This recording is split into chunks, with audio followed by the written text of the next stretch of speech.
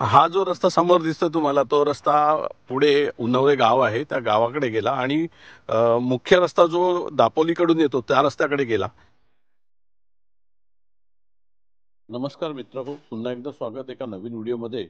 मी आहे उन्नवरे गावाजवळ, मंडणगड तालुक्यातलं तोंडली गावाजवळ हे उन्नावरे नावाचं गाव आहे। दापोली तालुक्यामध्ये सुद्धा उन्नवरे गाव आहे आणि तिकडे गरम पाण्याचे कुंड आहे। आणि हे जे उन्नवरे आहे हे उन्नवरे मंडणगड तालुक्यातलं आहे। हा समोरचा जो रस्ता तुम्हाला दिसतोय हा सरळ रस्ता जातो, जवळजवळ 2 किलोमीटरचा हा रस्ता आहे। तुम्ही पाहू शकता संपूर्ण कच्चा रस्ता आहे। तर आता आपण ज्या ठिकाणी चाललो आहोत ते ठिकाण आहे श्री क्षेत्र उन्नरेश्वर। आणि या ठिकाणी गरम पाण्याचं कुंड आहे। भारजा नदीच्या किनारी असलेलं हे सुंदर असं ठिकाण आहे आणि हे खूप कमी एक्सप्लोर्ड आहे। जास्त कोणाला या ठिकाणाची माहिती नाहीये। आणि हा रस्ता बघा किती खडतर असा रस्ता आहे, खड्ड्यांचा।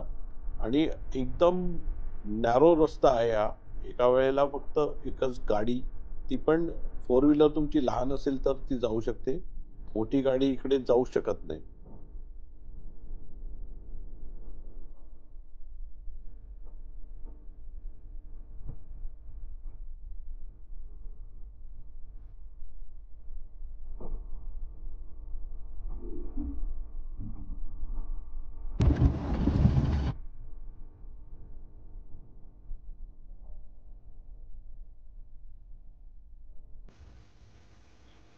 उन्नरेश्वर जे गरम पाण्याचं कुंड आहे ते त्या ठिकाणी आहे आणि तिथून आपण पुढे आलो की हे सुंदर असं जुनं मंदिर आहे।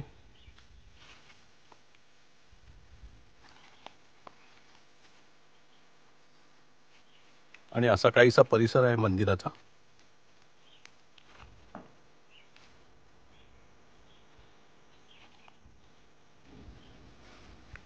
तर हे जे मंदिर आहे हे आहे चंडिका देवीचं मंदिर।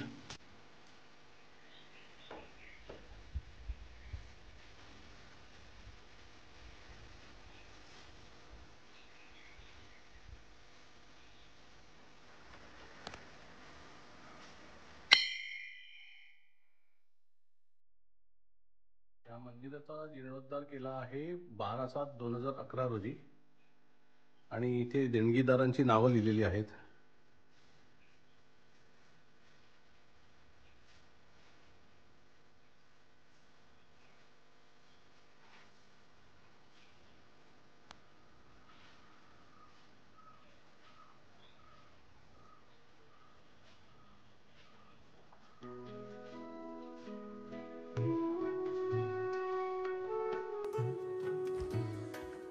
हा एंट्रन्स आहे आणि तुम्ही तिथे पाहू शकता पालखी। कोकणामध्ये जेव्हा शिमगोत्सव साजरा होतो त्यावेळेला ही पालखी जी आहे ही पालखी सजवून त्या पालखीमध्ये देवाची स्थापना होते आणि मग देव घरोघरी भक्तांना दर्शन देण्यासाठी जातात।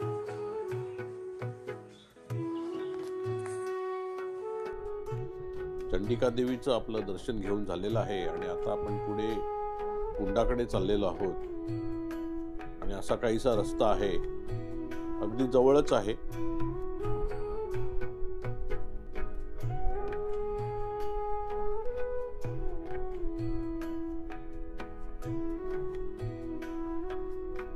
आणि अशा प्रकारे आपण पोहोचलो आहोत श्री क्षेत्र उन्नरेश्वर, ज्या ठिकाणी गरम पाण्याचे कुंड आहेत।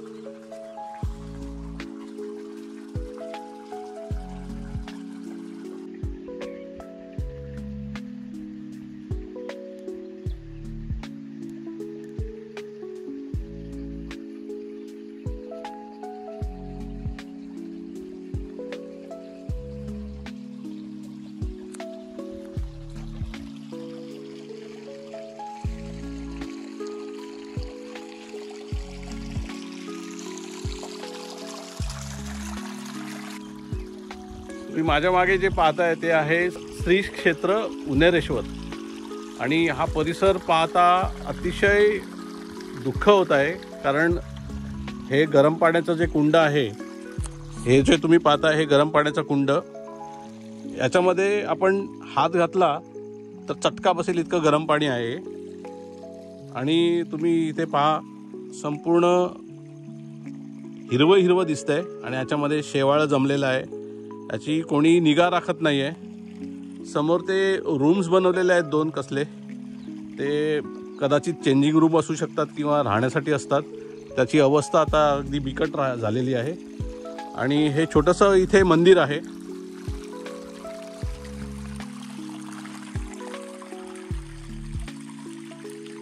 शिवलिंग आहे इकडे।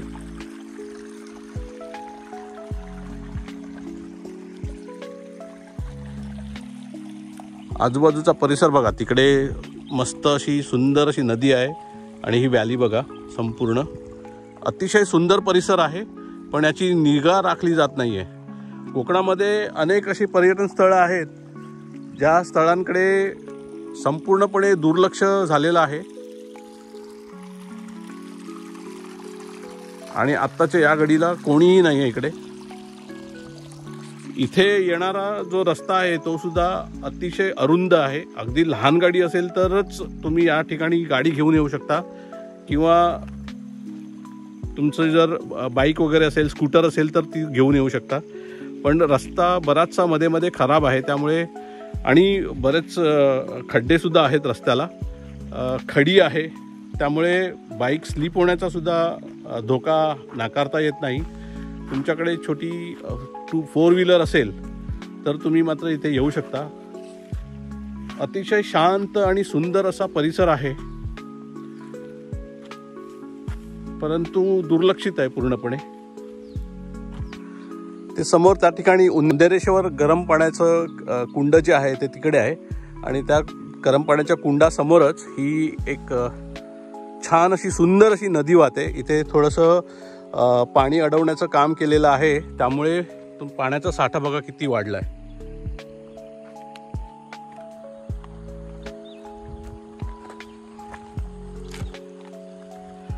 हे समोर पूर्ण पाण्याचा साठा बघा आणि अतिशय सुंदर शांत परिसर आहे हा उन्हेरेश्वरचा। तर उन्हेरे गावातलं उन्हेरेश्वर नावाचं जे हे ठिकाण आहे, गरम पाण्याचं कुंड आणि त्याच्या आजूबाजूचा परिसर किती सुंदर शांत, आणि ही नदी अतिशय सुंदर आहे। इकडे तुम्हाला येऊनच अनुभवता येईल। मी तुम्हाला कितीही व्हिडिओच्या माध्यमातून दाखवण्याचा प्रयत्न केला तरी ते कमीच आहे। अतिशय सुंदर जागा आहे ही, पण दुःख फक्त याच बाबतीचं आहे की हा एवढा सुंदर स्पॉट, पर्यटन स्थळ आहे, पण इथे येण्यासाठी जो रस्ता आहे तो रस्ता व्यवस्थित नाही आहे। येण्याची म्हणजे तुम्ही मोठी गाडी तर घेऊन येऊ शकत नाही, लहान गाडीच घेऊन येऊ शकता। आणि आजूबाजूला म्हणजे तसं म्हटलं तर काहीच डेव्हलपमेंट नाही आहे। पर्यटनाच्या उद्देशाने हा स्पॉट तसा खूप महत्त्वाचा आहे, परंतु माहीत नाही याच्या मागचं कारण काय। उदासीनता आहे शासनाची म्हणा किंवा इथल्या गावकऱ्यांची म्हणा। ती तुम्हाला मगाशी मी दाखवल्याप्रमाणे हे कुंड आहे। बिलीव्ह करा, याच्यामध्ये जे पाणी आहे ते हाताला चटका लागण्या इतकं गरम पाणी आहे। म्हणजे हे एक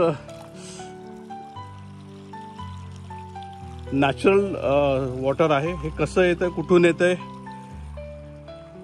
ते त्या वरच्यालाच माहीत असो। आणि हे एक छोटंसं शिवलिंग आहे, मंदिर आहे, एवढाच परिसर आहे।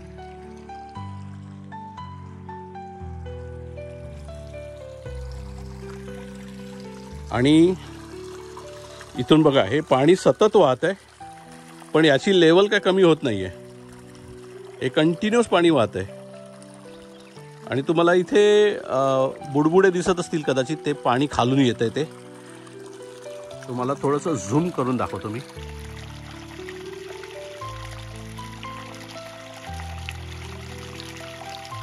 हे बघा, इथे ते बुडबुडे येतात, पण याची निगा राखली नाही जात आहे, हे फार मोठं दुःख आहे. तर मित्र हो, या व्हिडिओमध्ये इतकंच. पुन्हा भेटू एका नवीन व्हिडिओमध्ये. हा व्हिडिओ तुम्हाला कसा वाटला तुमच्या कमेंटद्वारे नक्की कळवा.